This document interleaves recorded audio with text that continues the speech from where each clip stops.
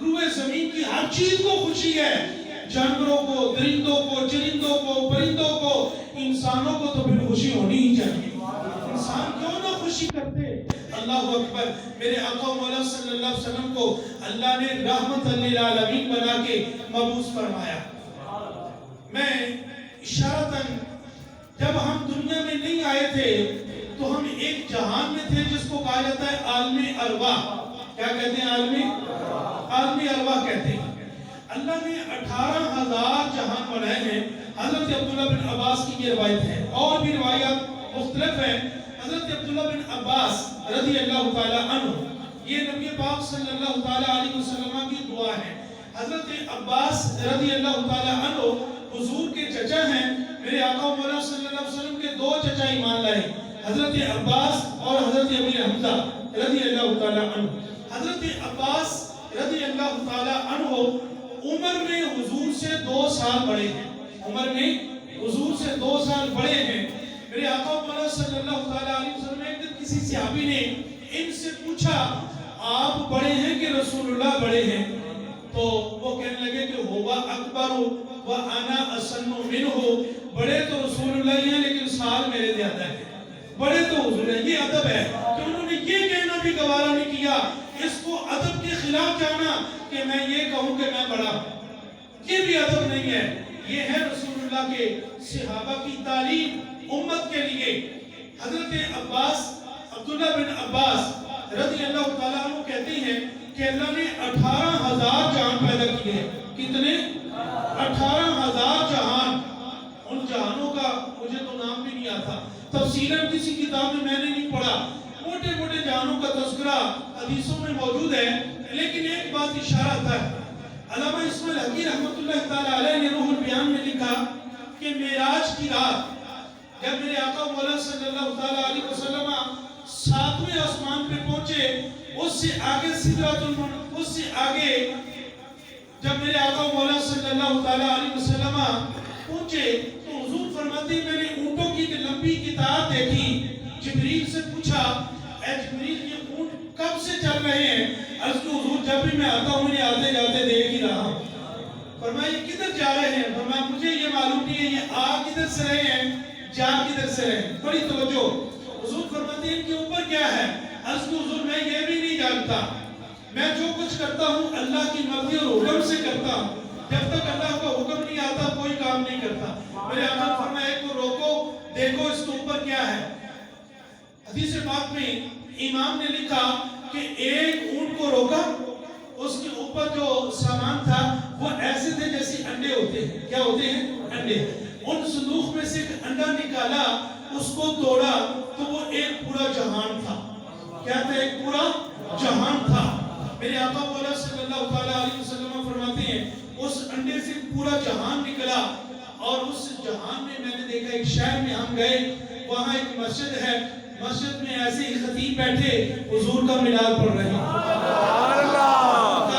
میلاد پڑھ رہے ہیں، اور وہ اپنے سامعین کو کہہ رہے ہیں میرے آقا خود موجود ہے، خود اس مسجد میں، مجلس میں، اس محفل میلاد میں میرے آقا خود موجود ہیں، اور وہ خطیب صاحب کہہ رہے ہیں حضرات میں نے کتابوں میں پڑھا ہے اب وہ وقت قریب آ گیا ہے کہ نبی آخر الزمان کی ولادت کا زمانہ آ گیا ہے، اور مجھے یقین ہے کہ حضور ہمارے شہر میں آئیں گے، اور مجھے یہ بھی یقین ہے حضور ہماری مسجد میں بھی آئیں گے۔ لیکن انہیں کیا پتا تھا حضور تو سامنے بیٹھ کے تیری باتیں سن رہے ہیں۔ اور یہ ہمارا ایمان ہے کہ جب بھی حضور کا ذکر ہوتا ہے میرے آقا مولا صلی اللہ تعالیٰ علیہ وسلم اپنے ذکر کو سنتے ہیں، اپنے ذکر کو سنتے ہیں اور اس کو پسند بھی کرتے ہیں۔ ایک اور حدیث پاک اشارہ تھا، میرے آقا مولا صلی اللہ تعالیٰ علیہ وسلم کی بارگاہ میں جبریل امین آئے، اور جبریل سے حضور نے فرمایا اے جبریل آج میں چاہتا ہوں کہ تم میرے عمر کی مجھے باتیں سناؤ۔ کیا سناؤ؟ میرے عمر کی باتیں سناؤ۔ پتہ چلا کہ صحابہ کا ذکر حضور خود سنتے تھے۔ کتنے خوش نصیب ہیں جو صحابہ کا ذکر کرتے بھی ہیں سنتے بھی ہیں، خوش نصیب ہیں۔ اپنی قسمت میں ناز کرو، ورنہ اس زمانے میں وہ لوگ بھی ہیں کہ جن کا نام لینا مسجد میں بھی ادبی سمجھتا ہوں، خوش نصیب ہیں وہ لوگ جن کو اللہ نے صحابہ کے ذکر کرنے کی بھی توفیق عطا فرمائی اور پھر اس ذکر کو سننے کی بھی توفیق عطا فرمائی. آج کی حضور عمر کا ذکر کرنے کے لیے مجھے نوح علیہ السلام جتنی عمر ملے تو پھر میں عمر کی باتیں سنا سکتا ہوں. نوح علیہ السلام کی عمر 950 سال تو وہ ہے جو آپ نے تبلیغ کی ہے 40 سال پہلے اور پھر طوفان نوح کے بعد 60 سال آپ مزید دنیا میں تشریف فرما رہے. 60 اور 40 کتنے ہو گئے؟ 100 اور 950 کتنے ہو گئے؟ 1050 سال آپ کی عمر ہے. بیان کرنے والے جبریل ہوں اور بیان حضرت فاروق اعظم کا ہو رہا ہو 950 سال نہیں 1050 سال میں عمر کا ذکر مکمل نہیں ہوتا. جن کو یہ ذکر جن کی برکت سے رسول اللہ کی برکت سے ملا حضور کا ذکر کیسے ختم ہو سکتا ہے؟ سبحان اللہ. ہمارے استاد کرام فرماتے ہیں اگر بندہ ساری زندگی ایک لمحہ بھی خاموش نہ ہو حضور کا ذکر کرتا رہے تو پھر بھی حضور کا ذکر ختم نہیں ہو سکتا. ساری زندگی ساری دنیا کے لوگ حضور کا ذکر کریں تو ختم نہیں ہو سکتا. تو ہم ذکر یہ نہیں کرنے کہ ہم آئے کہ آپ کو سارا سنا دینا ہے کہ حضور کا ذکر ختم, ایسا نہیں ہے. حضور کا ذکر کیا جاتا ہے صرف برکت کے لیے. کس کے لیے؟ حاضری لگوانے کے لیے. تو حاضری 1 گھنٹہ لگاؤ تو پھر بھی حاضری ہے, 5 منٹ سناؤ تو پھر بھی حاضری ہے. مجھے حکم کیا کہ زیادہ میں بات کروں تو میں انشاءاللہ وقت کے دائرے کے اندر رہ کے چند باتیں آپ کے سامنے عرض کروں گا. بڑی توجہ. میرے آقا مولا صلی اللہ تعالیٰ علیہ وسلم نے جب اس دنیا میں قدم رکھا تو حضور فرماتے ہیں یہ زمین پہ عبادت کے لیے اللہ نے ہر جگہ کو اجازت نہیں دی تھی. عبادت کے لیے ہر قوم کو خاص مقام پہ جانے کی اجازت تھی. جب میرے آقا نے زمین پہ قدم رکھا حضور فرماتے ہیں جعلت لی الارض مسجدا و طہورا, اللہ نے ساری زمین کو پاک بھی بنا دیا, مسجد بھی بنا دیا. مسلمانوں کو اجازت دی جہاں چاہیں جس وقت بھی چاہیں نماز کا وقت ہو جائے جہاں چاہیں مصلی ڈال کے اللہ کی عبادت کریں. اللہ نے تمہارے لیے روئے زمین کو پاک کر دیا ہے. کیا کر دیا ہے؟ حضور فرماتے ہیں اصبت بالرعب, اللہ نے رعب سے میری مدد کی ہے. میرا دشمن 1 ماہ کی مسافت پہ ہو تو وہاں حضور کا ذکر نہیں حضور کا نام سن کے کانپ جاتا ہے. میرے آقا کی شان تو بڑا اور بڑا ہے. فاروق اعظم رضی اللہ تعالیٰ عنہ کا نام سن کے قیصر و کسریٰ لرزے تھے. جن کے غلاموں کی اتنی حیبت ہے ان کے آقا کا کتنا جلال ہوگا. سبحان اللہ. میرے آقا مولا صلی اللہ تعالیٰ علیہ وسلم کی شانیں اللہ نے چھپا کے بھیجی ہیں, ظاہر نہیں فرمائی. علامہ بصیری رحمۃ اللہ تعالیٰ علیہ نے اپنا مشہور قصیدہ جس کو قصیدہ بردہ کہتے ہیں اس میں فرمایا ہے اللہ کی قسم حضور کی شانیں اللہ نے چھپا کے بھیجی ہیں. ابھی تک دنیا والوں پر حضور کی شانیں ظاہر نہیں ہوئی. فرمایا حضور کی شان یہ ہے کہ اگر حضور کا نام مردہ ہڈیوں پہ پڑھ دیا جائے تو وہ بھی اٹھ کے زندہ ہو جاتی ہے.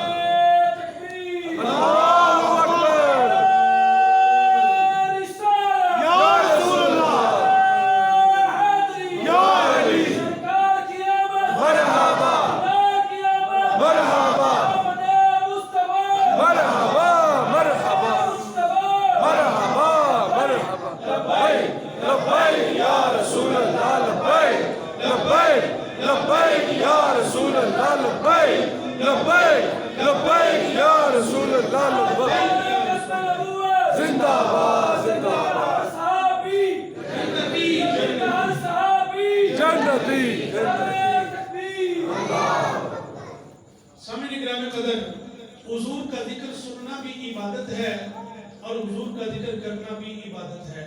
اور اس ذکر کو نہ کرنے کی اللہ ہر ایک کو اجازت دیتا ہے, نہ سننے کی ہر ایک کو اجازت دیتا ہے. ہم خوش نصیب ہیں, کرنے کی بھی اجازت ملی ہوئی ہے, سننے کی بھی اجازت ملی ہوئی ہے. ورنہ ربیع الاول میں بہت ساری مسجدیں ایسی ہیں جو عشاء کے بعد بجھا دی جاتی ہیں, چراغ بجھ جاتے ہیں. یہ ہم خوش نصیب ہیں. ربیع الاول کا مہینہ آتا ہے, ہمارے گھروں پہ بھی روشنی ہوتی ہے, ہم اللہ کے گھروں کو بھی روشنی عطا کرتے ہیں. یہ بھی اللہ کے گھروں کو بھی آباد کرتے ہیں. اور میں یقین سے کہتا ہوں میرے آقا مولا صلی اللہ تعالیٰ علیہ وسلم کا جہاں ذکر ہوتا ہے، حدیث پاک کا مفہوم ہے ان کا ذکر الصالحین تنزل الرحمہ، جہاں نیکوں کا ذکر ہو وہاں اللہ کی رحمتیں نازل ہوتی ہیں، جہاں امام الانبیاء کا ذکر ہوگا وہاں کتنی رحمتوں کا نزول ہوگا۔ اور جو اس کا سبب بنتے ہیں، اللہ رب العالمین ہر ایک کو یہ بھی توفیق نہیں دیتا کہ وہ محفل کرائیں، کیونکہ محبوب کی محفل کو محبوب سجاتے ہیں، آتے ہیں وہی جن کو سرکار بلاتے ہیں۔ اور حضور کے ذکر کے لیے بھی اللہ نے دلوں کو منتخب کیا ہے۔ ہم ان خوش نصیبوں میں ہیں، ہم حضور کا ذکر کرتے بھی ہیں، سنتے بھی ہیں۔ گرامی قدر سامعین حضرات، میرے آقا مولا صلی اللہ تعالیٰ علیہ وسلم حضور فرماتے ہیں 18,000 جہان اللہ نے بنائے ہیں، 18,000۔ ان میں موٹے موٹے 4 جہان علماء نے لکھے ہیں۔ ایک ہے عالم ارواح، عالم ہم پیدا ہونے سے پہلے جس جہان میں تھے اس کو کہتے ہیں عالم ارواح، یعنی روحوں کا جہان، روحوں کا جہان جہاں ساری روحیں ہیں۔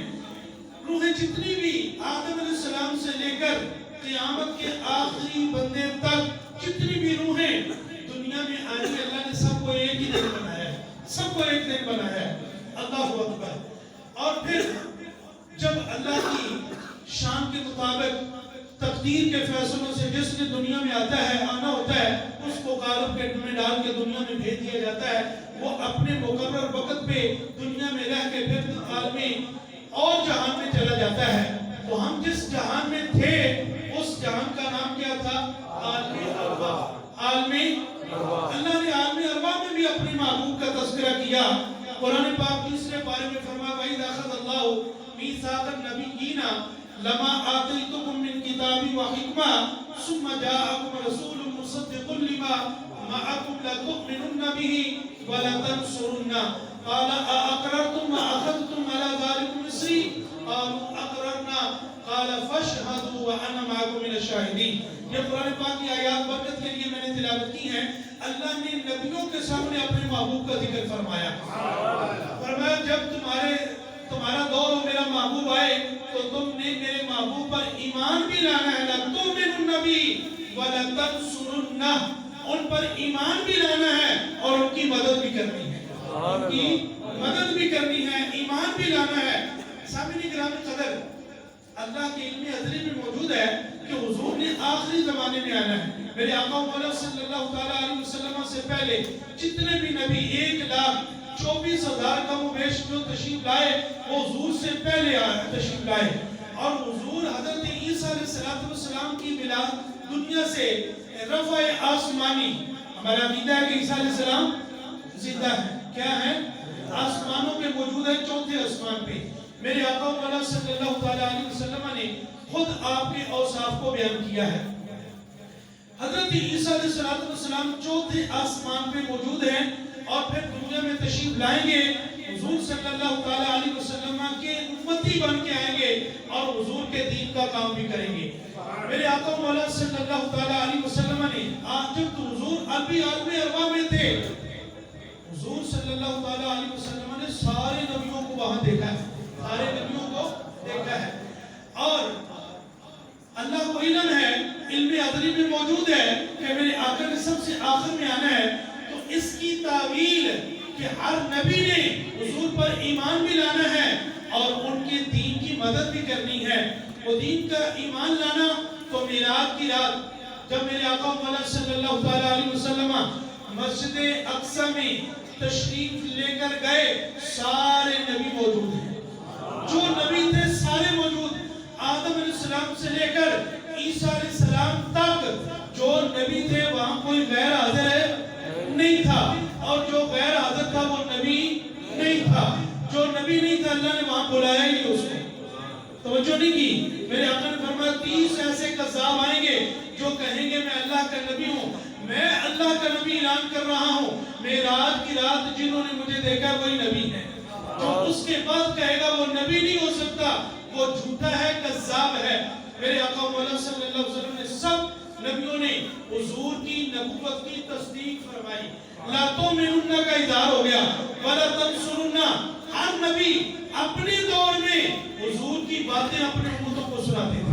قرآن پاک میں موجود ہے حضرت عیسیٰ علیہ السلام کا فرمان ومبشرا برسول یاتی من بعد اسمہ احمد. لوگوں میرے بعد جو نبی آ رہا ہے اس کا اسم گرامی احمد ہے. کیا ہے؟ احمد ہے. ہر نبی نے حضور صلی اللہ علیہ وسلم کا کہ آنے کی امت کو خوشخبریاں سنائی کہ ہمارے بعد ایک نبی آ رہے ہیں جو صرف قوم کے نبی نہیں ہوں گے, وہ نبیوں کے بھی نبی ہیں. وہ نبیوں کے بھی عالم ارواح میں بھی میرے آقا و مولا صلی اللہ علیہ وسلم کے تذکرے ہیں. جب ابھی میرے آقا دنیا میں جلوہ گر نہیں ہوئے تو پھر بھی میرے آقا کے اس جہان میں بھی تذکرے ہو رہے ہیں. ابھی ولادت کے وقت آپ نے ہر محفل میں سنا ہے میرے آقا و مولا صلی اللہ علیہ وسلم کی ولادت سے پہلے آپ کی والدہ طیبہ طاہرہ سیدہ آمنہ رضی اللہ تعالی عنہا کے پاس ہر ماہ ایک نبی آگے یہ بشارت دیتا, یہ خوشخبری دیتا, آمنہ تجھے مبارک ہو, تو نبیوں کے سردار کی ماں بن گئی ہے. کیا ہے؟ نبیوں کے سردار کی ماں بن گئی ہے. بتاؤ, نبیوں سارے نبیوں کو پتا ہے کیونکہ اللہ نبی ہوتا ہی وہ ہے جو ہر غیب کی بات کو جانتا ہے, ہر غیب کی بات کو جانتا ہے. نبیوں کے بارے میں کسی کو کوئی شک نہیں ہونا چاہیے. میرے آقا مولا صلی اللہ علیہ وسلم صرف نبی نہیں ہے, نبی الانبیاء ہیں. اللہ اکبر. حضور صلی اللہ علیہ وسلم دنیا میں جلوہ گر بھی نہیں ہوئے تو بشارتیں ہو رہی ہیں. بتاؤ, دنیا میں کوئی تم نے ایسا پیدا ہونے والا دیکھا ہے جس کے آنے سے پہلے لوگ خوشیاں منا رہے ہیں؟ کہ میرے آقا مولا صلی اللہ علیہ وسلم کا میلاد ہے. حضور صلی اللہ علیہ وسلم معراج کی رات جب حضور سدرۃ المنتہا پہ پہنچے تو حضور فرماتے ہیں لمبے ستونوں کی قطار میں نے دیکھی جو زبردش اور زمحریر کے بنے ہوئے ہیں, بڑے خوبصورت عالی شان حد نگاہ تک. حضور فرماتے ہیں میں نے اللہ سے پوچھا اے اللہ یہ تیرے ستون کیوں لگائے ہیں؟ فرمایا محبوب تیری ولادت کی خوشی میں لگائے ہیں. اللہ رب العالمین نے اس دن جب میرے آقا مولا صلی اللہ علیہ وسلم کی ولادت ہوئی تو ہر چیز نے خوشیاں منائی, یہاں تک کہ رب العالمین نے خود خوشی کا اظہار فرمایا اس سال کسی کے ہاں بیٹی نہیں ہوگی, ہر کے ہاں بیٹے ہوں. رب العالمین نے ان لوگوں کی یہ عادت بیان کی.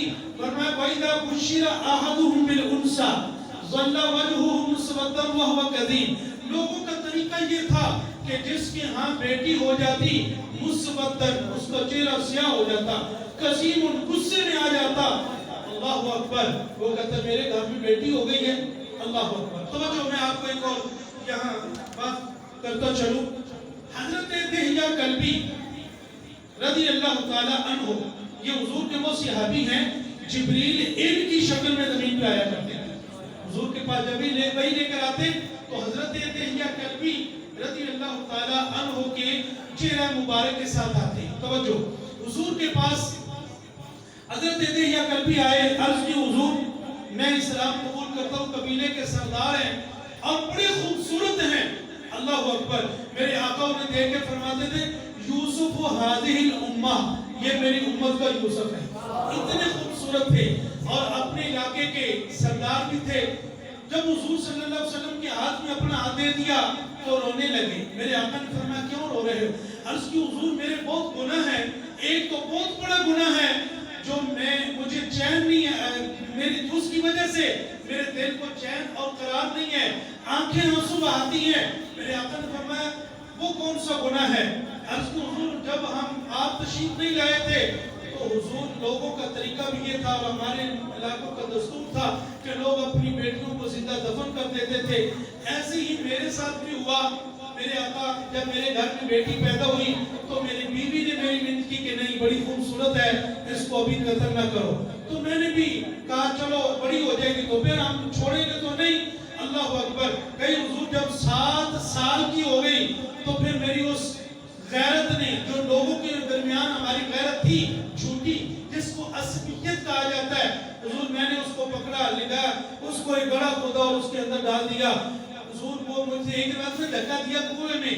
عرض کی حضور کو مجھ سے پوچھتے رہے کہ میرا گناہ کیا ہے. حضور کو اس کا جملہ آج بھی میرے ذہن سے ٹکراتا ہے. حضور کیا اتنا بڑا میرا گناہ معاف ہو جائے گا؟ میرے آقا نے فرمایا جب بندہ لا الہ الا اللہ محمد رسول اللہ پڑھ لیتا ہے تو اللہ سارے گناہ معاف کر دیتا ہے، سارے گناہ معاف کر دیتا ہے۔ اللہ اکبر۔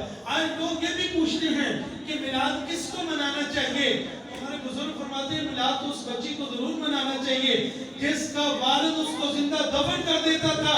اگر وہ زندہ ہے تو میرے محبوب کی آمد کی وجہ سے زندہ ہے۔ میرے آقا مولا صلی اللہ علیہ وسلم نے فرمایا لوگوں کا یہ طریقہ تھا کہ وہ اپنی بچیوں کو دفن کر دیتے تھے۔ میرے آقا مولا صلی اللہ علیہ وسلم نے فرمایا سنو، جس کی 3 بیٹیاں ہوں اور وہ اس کو پال کے اچھی تربیت کر کے اس کے خامد کے گھر میں بھیج دے گی، فرمایا اس کا یہ عمل ہی اسے جنت میں لے جائے گا، اور کوئی بھی عمل نہ کیا اس کا یہ عمل اسے جنت میں لے جائے گا۔ اب دیکھیے میرے آقا بیان فرما رہے ہیں تو آگے وہ لوگ بیٹھے ہیں جو اپنی بیٹیوں کو زندہ ہی دفن کر دیا کرتے تھے۔ صحابی کھڑے ہوئے، عرض کی حضور جس کی 3 بیٹیاں نہ ہوں 2 ہوں تو پھر وہ کیا کرے؟ میرے آقا نے فرمایا جو 2 بیٹیوں کو پالے، اچھی تربیت کر کے اس کے خامد کے گھر میں بھیجے گا، اس کے لیے وہ جنت کا باعث بن جائے گی۔ ایک صحابی عرض کے حضور جس کی 2 نہ ہوں 1 ہو، میرے آقا نے فرمایا جس کی 1 ہو وہ 1 کی اچھی تربیت کر کے اس کے خامد کے گھر میں رخصت کر دے، یہی عمل اسے جنت میں لے جائے گا۔ ایک صحابی کھڑے ہوئے، آنکھوں میں آنسو ہیں، میرے آقا جس کی کوئی بھی نہ ہو تو پھر وہ کیا کرے؟ میرے آقا نے فرمایا یار رو نہ، جس کا کوئی بھی نہیں ہے مصطفیٰ اس کا بنو، اس کا میں ہوں، تجھے پریشان ہونے کی ضرورت نہیں۔ اللہ اکبر۔ میرے آقا مولا صلی اللہ علیہ وسلم ایک صحابی نے عرض کی حضور میدان محشر اتنا بڑا ہوگا، آدم علیہ السلام سے لے کر قیامت تک سارے لوگ جمع ہوں گے، آپ ہمیں وہاں کیسے پہچانیں گے؟ سنو حضور کے میلاد میں آنے والوں اور خوش نصیبوں حضور کا میلاد منانے والوں، میرے آقا مولا صلی اللہ علیہ وسلم نے فرمایا پہلی میری امتی کی نشانی یہ ہوگی کہ جب وہ وضو کرتا ہے تو وضو کا جہاں تک پانی لگتا ہے قیامت کے دن یہ اعضاء چمک رہے ہیں، چمک رہے ہوں گے۔ اب سنیے یہاں ایک اور بھی مسئلہ میں بیان کروں۔ حضور فرماتے ہیں جو آدمی بغیر بسم اللہ الرحمن الرحیم پڑھے وضو کرتا ہے تو وضو کا پانی جہاں تک لگتا ہے اتنے اعضاء کے گناہ بھی دھل جاتے ہیں، قیامت دن چمکے گا بھی۔ کیا ہوگا؟ چمکے گا، اتنے اعضاء کے گناہ دھل جاتے ہیں۔ لیکن میرے آقا فرماتے ہیں جو بسم اللہ الرحمن الرحیم پڑھ کے وضو شروع کرتا ہے، جب وضو کر لیتا ہے تو سارے جسم کے گناہ جھڑ جاتے ہیں، سارے جسم کے گناہ جھڑ جاتے ہیں۔ اب بتاؤ بسم اللہ کی کتنی برکتیں ہیں۔ اللہ رب العالمین نے یہ سب کچھ حضور کے صدقے ہمیں عطا فرمایا ہے۔ یہ ہے عالم دنیا جس میں میں اور آپ سب موجود ہیں۔ حضور اس جہان میں بھی آئے تو حضور کے آنے سے پہلے بھی حضور کے تذکرے ہیں، اور جب میرے آقا مولا صلی اللہ علیہ وسلم جلوہ گر ہو گئے، حضور کی ولادت ہوئی، حضرت عبد المطلب فرماتے ہیں میں کعبے کا طواف کر رہا تھا، میں نے دیکھا کہ کعبہ میرے گھر کی طرف جھکا جا رہا ہے۔ میں نے کعبے سے کہا کعبے کیا بات ہے، سارے تو تیری طرف جھکتے ہیں، تو کس کی طرف جھک رہا ہے؟ تو اعلیٰ حضرت فرماتے ہیں کہ کعبے نے اپنی زبان سے یہ کہا اے عبد المطلب آج مجھے پاک کرنے والا میرے اللہ کا محبوب آ گیا۔ تو 3 دن تک کعبہ وجد کرتا رہا، جھومتا رہا، حضور کے آنے کی خوشی مناتا رہا۔ کعبہ خوشی مناتا ہے تو حضور کے آنے پر خوشی کرنا تو یہ تو کعبے کی بھی سنت ہے، یہ کعبے کی بھی سنت ہے۔ اللہ اکبر۔ یہ بھی آپ نے روایت سنی، امام نے لکھا ہے اس کو بھی اسماعیل حقی رحمۃ اللہ تعالیٰ علیہ نے، اور بھی محدثین نے لکھا کہ 3 جھنڈے لے کر جبریل زمین پہ آئے، ایک مشرق میں، ایک مغرب میں، ایک کعبے کی چھت پہ لگا دیا۔ پوچھا یہ جھنڈے کیوں لگا رہے ہو؟ فرمایا تمہیں پتہ نہیں حضور کا میلاد ہے، لوگ مجھے جھنڈیاں کیوں لگاتے ہیں؟ فرمایا جبریل کے جھنڈوں پہ کسی کو اعتراض نہیں ہے، ہماری جھنڈیوں پہ کیوں اعتراض ہے؟ ہم تو جبریل کی سنت پوری کرتے ہیں۔ کیا کرتے ہیں؟ اور یہ پیغام تھا جو نبی آیا ہے، یہ پیغام جب سنائے گا مشرق بھی ان کے پیغام سے روشن ہوگا، مغرب بھی ان کے پیغام سے روشن ہوگا۔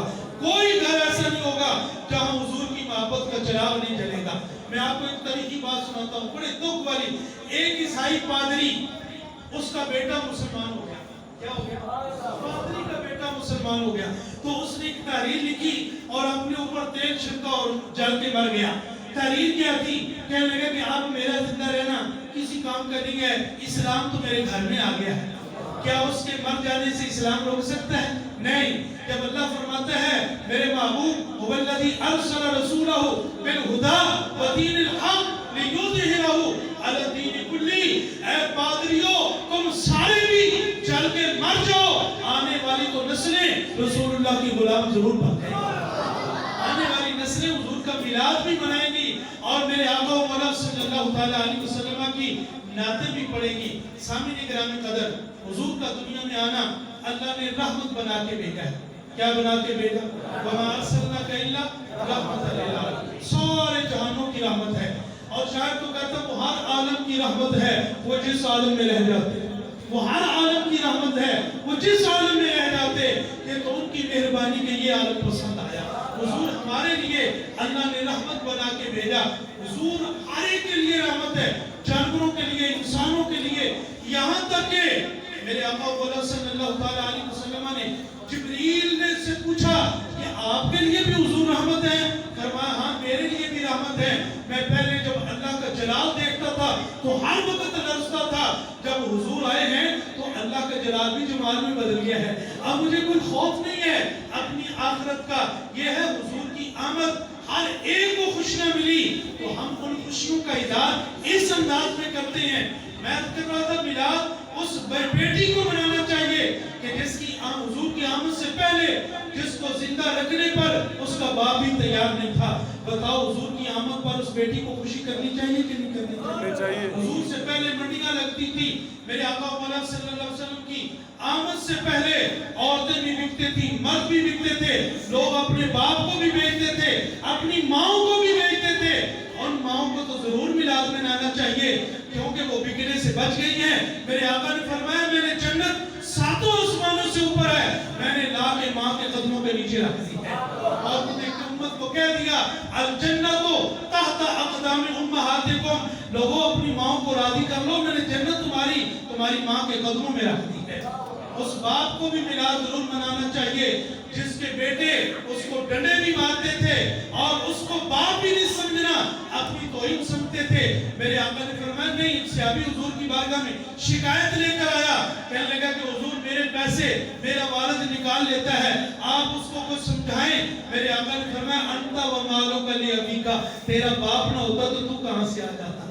یہ میرے آقا مولا صلی اللہ علیہ وسلم کی جو ہے وہ آمد کا یہ کرم ساری مخلوق پر ہوا. اور حضور سے پہلے جو منظر ہے وہ تو سارے شعراء نے بھی بیان کیا، اعلیٰ حضرت نے بھی اس کی طرف اشارہ کیا، اقبال نے بھی کہا کہ اعلیٰ حضرت حضور سے آنے سے پہلے منظر کیا تھا. حفیظ جلندری کہتے کبھی کہیں گھوڑا آگے دوڑانے پہ جھگڑا اور کہیں پانی پینے پلانے پہ جھگڑا. بتاؤ یہ بھی کوئی جھگڑے والی باتیں ہیں؟ وہ عقل کی اتنی پست قوم تھی جو چھوٹی چھوٹی باتوں پہ بھی جھگڑتی تھی. لیکن میرے آقا مولا صلی اللہ تعالیٰ علیہ وسلم آئے تو آپ نے ان سب کو بھائی بنا دیا. کیا بنا دیا؟ وہ جو آپس میں ایک دوسرے کے دشمن اور صرف اپنی زندگی تک نہیں ان کی نسلیں اس دشمنی میں ختم ہو جاتی. میرے آقا نے آگے ان سب کو بھائی بنا دیا. کیا بنا دیا؟ یہ حضور کا میلاد ہے. اس مومن کو بھی ضرور حضور کا میلاد منانا چاہیے. جو آج کلمہ پڑھتا ہے یہ بھی حضور کی آمد کا صدقہ ہے.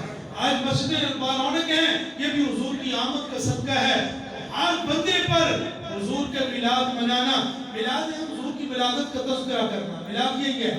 میلاد کیا ہے کہ ایک ایسا ہم جمع ہو کے حضور کی باتیں سنائیں، اپنے آقا مولا صلی اللہ علیہ وسلم کی ولادت کے تذکرے، حضور کی رحمت کے تذکرے، حضور کی نورانیت کے تذکرے، میرے آقا مولا صلی اللہ تعالیٰ علیہ وسلم کی ازواج مطہرات کے تذکرے. یہ سارا حضور کا میلاد ہے. حضور کی جو بھی وصف شان عظمت بیان کی جائے یہ وہ ہے جو بندے کے ذہن میں ہے. حضور کی شانیں اس سے آگے ہیں. حضور کی شانیں اس سے آگے ہیں. امام نے کتاب لکھی ہے تانیب الخطیب، امام ابن شاہین نے. وہ کہتے ہیں کہ میں نے 40 جلدوں میں حضور کی تعریف لکھی اور آخر میں یہ کہتے ہیں یہ جو کچھ میں نے لکھا ہے یہ سارا وہ ہے جو میں نے سنا ہے. حضور کی شان تو اس سے آگے ہے، اس سے بڑا اور بڑا ہے. علامہ اقبال نے، میں اس بات پر اپنی بات کو ختم کرتا ہوں. اقبال نے کہا ہو نہ یہ پھول تو بلبل کا ترنم بھی نہ ہو، چمن دہر میں کلیوں کا تبسم بھی نہ ہو. یہ سارا نقشہ اقبال نے، جتنی بھی میں نے گفتگو کی ہے اقبال نے سارا نقشہ کھینچا. اگر حضور نہ ہوتے تو کچھ بھی نہ ہوتا، محمد نہ ہوتے خدائی نہ ہوتی اور خدا تک ہماری رسائی نہ ہوتی. ہو نہ یہ پھول تو बुलबुल का तरन्नुम भी ना हो, चमने दहर में कलियों का तबस्सुम भी ना हो ना ये साकी तो फिर मैं भी ना हो, खुम भी ना हो, बस में तो ईद भी दुनिया में ना हो, तुम भी ना हो, खैमा अखलाक का इस्तादा इसी नाम से है, और नबज़ हस्ती तपश आमादा इसी नाम से है। ये नाम कोई काम बिगड़ने नहीं देता, बिगड़े भी बढ़ा देता है। नाम मोहम्मद सदाएं दुरूदों की आती रहेगी, जिन्हें सुन के दिल शाद होता रहेगा। खुदा अहले सुन्नत को आबाद रखे, मोहम्मद का मीलाद होता रहेगा।